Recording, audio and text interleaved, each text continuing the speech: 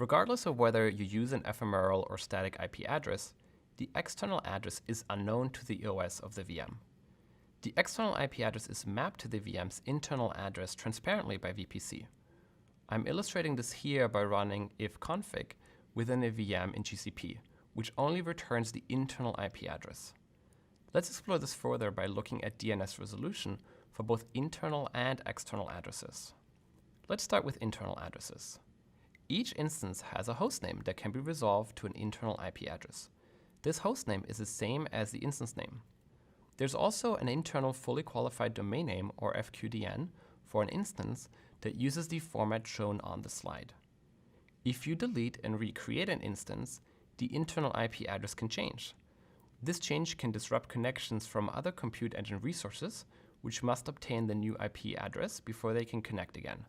However, the DNS name always points to a specific instance, no matter what the internal IP address is. Each instance has a metadata server that also acts as a DNS resolver for that instance. The metadata server handles all DNS queries for local network resources and routes all other queries to Google's public DNS servers for public name resolution. I previously mentioned that an instance is not aware of any external IP address assigned to it. Instead, the network stores a lookup table that matches external IP addresses with the internal IP addresses of the relevant instances.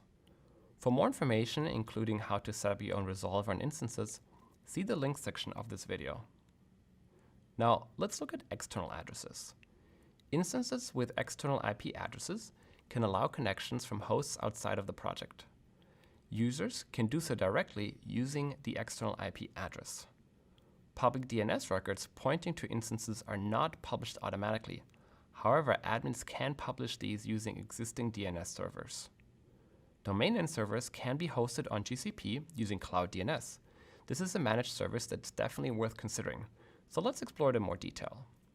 Cloud DNS is a scalable, reliable, and managed authoritative domain name system, or DNS service, running on the same infrastructure as Google. Cloud DNS translates requests for domain names like google.com into IP addresses. Cloud DNS uses Google's global network of Anycast name servers to serve your DNS zones from redundant locations around the world, providing lower latency and high availability for your users. High availability is very important because if you can't look up a domain name, the internet might as well be down. That's why GCP offers a 100% uptime service level agreement, or SLA, for domains configured in Cloud DNS. For more information about this SLA, see the links section of this video.